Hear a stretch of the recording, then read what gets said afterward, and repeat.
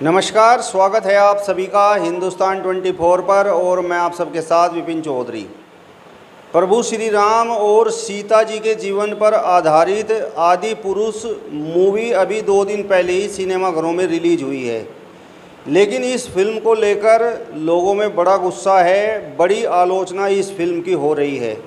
इस फिल्म में आखिर ऐसा क्या है जिसकी वजह से इसकी आलोचना हो रही है, आज इस पर ही हम बात करेंगे। और बातचीत करने के लिए आज हमारे साथ कांग्रेस पार्टी के सहारनपुर जिला उपाध्यक्ष मनीष त्यागी जी मौजूद हैं। मनीष जी, सबसे पहले तो हिंदुस्तान 24 पर मैं आपका बहुत बहुत स्वागत करता हूं। बहुत धन्यवाद विपिन जी।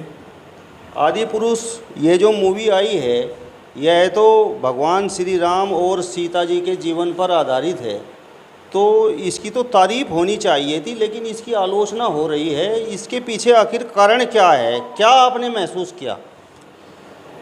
महसूस ये किया, जो मेन चरित्र है श्री रामचंद्र जी का, जिनको हम लोग अपना आदर्श मानते हैं, हनुमान जी का जो चरित्र है जिसे हम लोग आदर्श मानते हैं, उस चरित्र को बिल्कुल ही अलग तरीके से इन लोगों ने दिखाया है। और उस चरित्र के जो संवाद हैं, वो संवाद का जो भाषा है, वो ऐसी किसी भी समाज में या मर्यादित जो लोग खुद ही अपने आप में भगवान हैं, वो ऐसी भाषा का इस्तेमाल कर नहीं सकते। आज का संत भी ऐसी भाषा का इस्तेमाल नहीं करता जिस भाषा का इस्तेमाल श्री रामचंद्र जी और हनुमान जी के चरित्र को लेकर बनाई गई फिल्म में दिखाई गई है। वो बहुत ही निंदनीय है।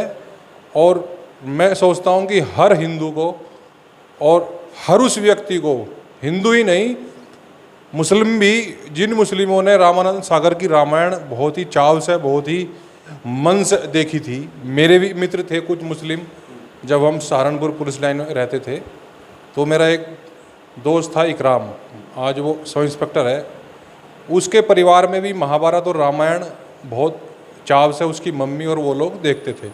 और भी ऐसे मित्र थे जो इन धारावाहिकों को बड़े ही अच्छी भावना के साथ देखते थे। तो वो लोग भी आज ये सोचेंगे कि वो लोग भी इसका खंडन करेंगे, जहाँ तक मैं समझता हूँ, क्योंकि सभी के मन में श्री रामचंद्र जी और हनुमान जी की जो छवि है, वो एक बहुत ही अच्छी छवि है। और रामानंद सागर जी ने जो रामायण बनाई थी, वो बिल्कुल सटीक एक चरित्र था जो समाज को दिखाया गया था। मतलब आपके कहने का तात्पर्य ये है कि जो लोग प्रभु श्री राम में विश्वास करते हैं, हनुमान जी में विश्वास करते हैं, सीता माता जी को मानते हैं, तो कहीं ना कहीं उनकी भावनाएं इस फिल्म में आहत हुई हैं। बिल्कुल भावनाएं आहत हुई हैं। और जिनकी भावनाएं आहत समय देखकर होती हैं, सरकार देख के होती हैं, आज मुझे उन लोगों का इंतज़ार है कि वो लोग इसका विरोध कब करेंगे। जो राजनीतिक भक्त हैं, राजनीतिक राष्ट्रवादी हैं, राजनीतिक हिंदू हैं, जो राजनीतिक हिंदू हैं वो ये देखते हैं कि किसकी सरकार में क्या काम हुआ है, किस समुदाय के व्यक्ति ने क्या काम किया है। अगर वो राजनीतिक पार्टी या वो धर्म का व्यक्ति उनके विचारधारा के खिलाफ वाला है, तो उनकी राष्ट्रभक्ति जागती है, तो उनका राष्ट्रहित जागता है, तो उनका हिंदुत्व जागता है, क्योंकि वो राजनीतिक राष्ट्रभक्त हैं, राजनीतिक ही वो हिंदू हैं। वो सब लोग चुप हैं और बहुत ही दबी जुबान से इसका विरोध कर रहे हैं। वरना अब तक जो बजरंग दल, आरएसएस और विश्व हिंदू परिषद, इन लोगों के किसी भी मुख्य चेहरे का इस इतनी बड़ी जो 140 करोड़ लोगों की जो भावनाएं जुड़ी हुई हैं जिन श्री राम से, हनुमान जी से, उनकी भावनाएं आज आहत हुई हैं। उनकी भावनाओं के अनुरूप एक भी बयान किसी ने अब तक नहीं दिया है। श्री हनुमान जी जो बहुत ही विनम्र स्वभाव के थे, जिन्होंने सूर्य को भी मुंह में रख लिया था अपने बचपन में, और जब लक्ष्मण जी मूर्छित हुए और उन्हें कहा गया कि संजीवनी बूटी आप सूर्य अस्त होने से पहले लेकर आना, अन्यथा वो उपचार काम नहीं करेगा। हनुमान जी ने जिन्होंने सूर्य को मुंह में रखने की ताकत जिनके अंदर थी, उन्होंने सूर्य से निवेदन किया, सूर्य से नमस्कार किया, उनका वंदन किया कि हे सूर्य देवता, आप जब तक अस्त मत होना, जब तक मैं आपके वंश के जो सूर्यवंशी श्री रामचंद्र हैं उनके छोटे भाई का मैं उन्हें जीवित ना कर दूं। उनमें इतनी शक्ति थी कि वो सूर्य को मुंह में रख सकते थे। उन्होंने भी उस सूर्य देवता से निवेदन करके अपनी बात कही। तो जिस तरह की भाषा इस रामायण में दिखाई गई है, एक ओछी मानसिकता को दर्शाती है और एक लफंगे वाली भाषा जो बजरंग दल और अन्य दल जो भाजपा के समर्पित दल है वो लोग बोलते हैं, उस भाषा का इस्तेमाल इस फिल्म में किया गया है। और इस फिल्म में उस भाषा का इस्तेमाल जहाँ तक मैं समझ पा रहा हूँ, आज जो अवधारणा, जो परसेप्शन जो तैयार 2014 के बाद पूरे देश में कर दिया गया मेरे धर्म के अंदर, कि जितनी दूसरे को अच्छी गाली दो उस पर ज़्यादा तालियां बजेंगी, उसी अवधारणा से मैं समझता हूँ प्रभावित होकर उस निर्देशक ने, उस डायलॉग लिखने वाले ने इस तरह के अच्छे डायलॉग लिखे होंगे। उसे ये लगा होगा, सोशल मीडिया पर मैं इस तरह की गालियाँ सुनता रहता हूँ, लोग बड़ा उनकी तारीफ करते हैं, तो इस तरह की भाषा मैं इस फिल्म में डालूंगा तो लोग तारीफ करेंगे। मैंने ये बात आपसे पहले भी कही थी, आपने मुझसे एक बार कश्मीर फाइल और केरला स्टोरी के बारे में पूछा था। निर्देशक, फिल्म निर्देशक केवल और केवल उसकी मानसिकता एक ही चीज़ पर होती है कि मेरे पैसे लगाए हुए इनसे मैं कैसे मुनाफा कमाऊं।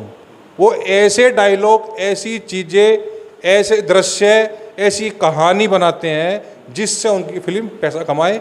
उन्हें किसी समुदाय से, किसी समाज से, किसी राष्ट्र से कोई भी लेना देना नहीं है, किसी की भावनाओं से कोई लेना देना नहीं है। ये बात आज इस फिल्म से सिद्ध होती है, जो मैंने पहले केरला स्टोरी के संबंध में आपसे कही थी। मनीष जी, ये मामला तो धार्मिक भावनाओं से जुड़ा हुआ मामला है, लेकिन आप इसमें कहीं ना कहीं राजनीति घुसेड़ रहे हो। मैं राजनीति नहीं घुसेड़ रहा, लेकिन मैंने अब तक भाजपा का नाम नहीं लिया। बजरंग दल राजनीतिक पार्टी तो नहीं है,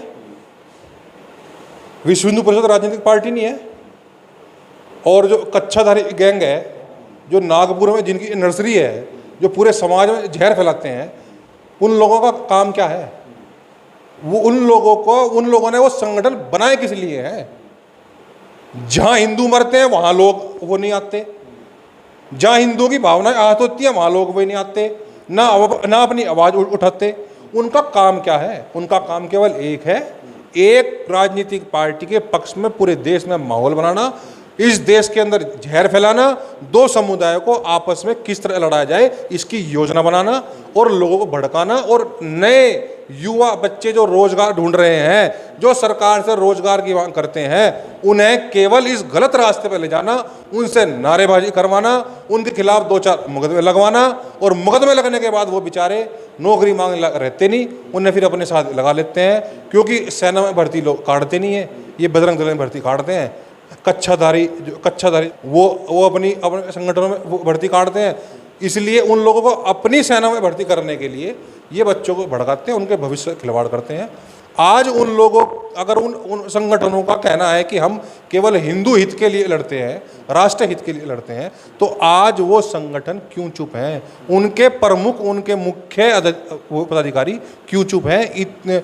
जब इतने बड़े समुदाय की 140 करोड़ की जनसंख्या के देश के लोगों की भावनाएं इस फिल्म से आहत हो रही हैं, और बजरंग बली हर एक व्यक्ति की भावना से जुड़े हुए देवता है।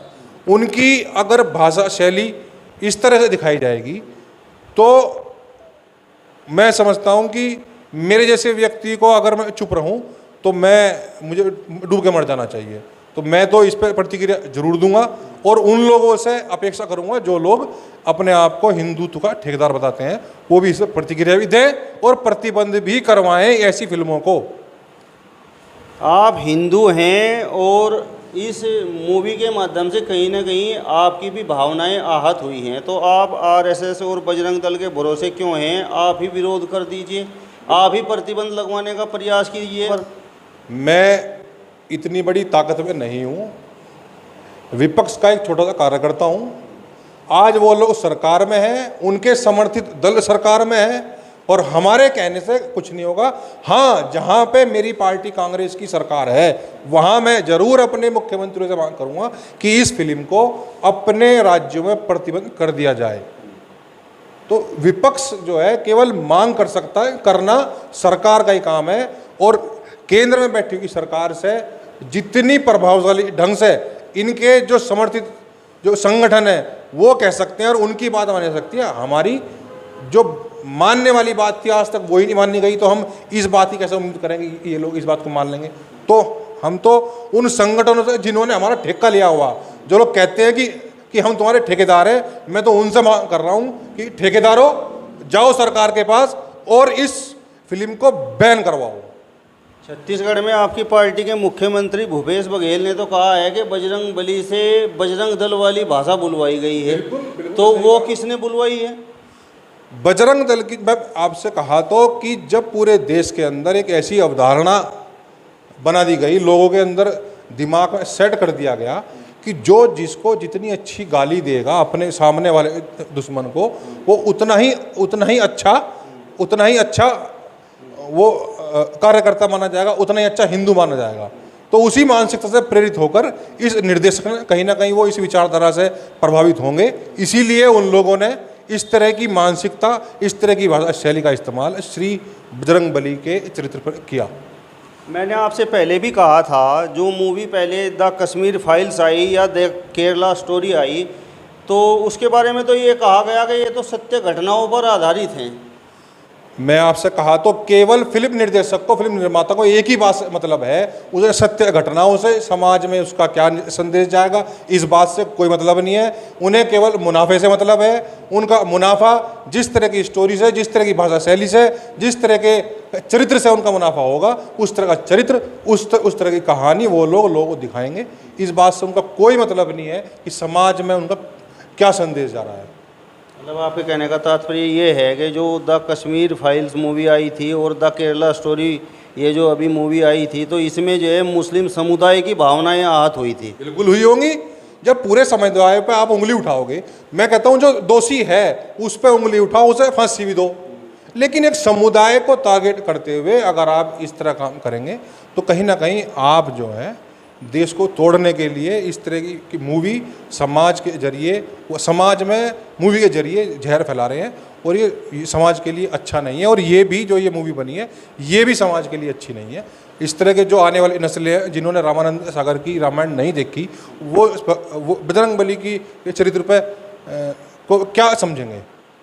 अभी तो गोधरा मूवी आने वाली है, अजमेर 92 और 72 हुरे भी आने वाली हैं, तो फिर आप अपनी इसी प्रकार की प्रतिक्रिया दोगे? नहीं, प्रतिक्रिया तो देख के देंगे, पहले प्रतिक्रिया थोड़ी दे देंगे। प्रतिक्रिया तब देंगे अगर इस तरह की ही मानसिकता से वो प्रेरित हुई तो जरूर प्रतिक्रिया देंगे।